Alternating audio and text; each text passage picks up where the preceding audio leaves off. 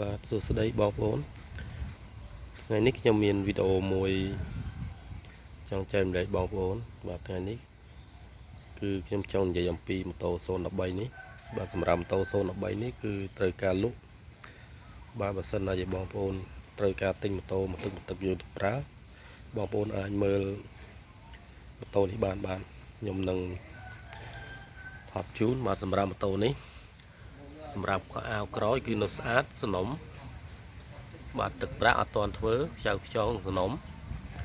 បាទនេះទឹកប្រាក់របស់វាទឹកប្រាក់វាមួយជុំនឹងគឺនៅស៊ីនបាទហើយសម្រាប់ក្បាលកន្លះគឺនៅស្អាតបាទស្អាតកបាំងខាងមុខតែមនៅស៊ីនបាទដកជាងមុខឲ្យហ្នឹងបាទសម្រាប់ដុំមុខនេះទឹកប្រាក់របស់វាក៏នៅគួរសមដែរអត់ទាន់មានរលាត់អីណាទេហើយសម្រាប់មកជាងនេះគឺតែសាច់តែរបស់វានេះគឺទឹកប្រាក់វាប៉ុណ្ណឹងអត់ទាន់ជួសជុលធ្វើដែរគឺទឹកប្រាក់ស៊ីនមកវាហើយអាវខាងក្រោយនេះគឺតែម៉ាស៊ីនមកវាតែគាត់អត់បិទស្កុតរៀងលបបន្តិចម៉ូតូគាត់ប្រើគាត់អត់អ៊ុតស្កុតអញ្ចឹងហ្នឹងហើយសម្រាប់013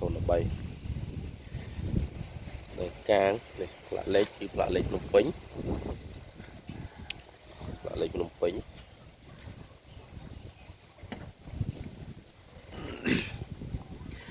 តែម្ខាងនេះស្អាតជាងខាងនោះទៅសារខាងនោះរៀងសឹកតិចតែវាបើខាងនេះស្អាត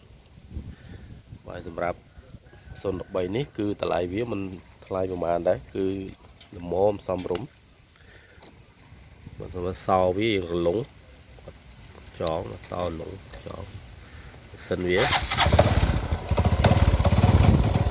បាទម៉ាស៊ីនវាស្ងាត់បាទម៉ាស៊ីនវាស្ងាត់ល្អបាទសម្រាប់ម៉ូតូនេះផងដែរបើមួយម៉ាស៊ីនវិញគឺស្អាតមែនទែនម៉ាស៊ីនបាទហើយតម្លៃវាហើយជា800ជាងទេថ្លៃ800ជាង013ហ្នឹងហើយបងប្អូនបើសិនណាជាបងប្អូនត្រូវការម៉ូតូទឹកយកទៅប្រើគឺអាចមើលនៅវីដេអូនេះបាន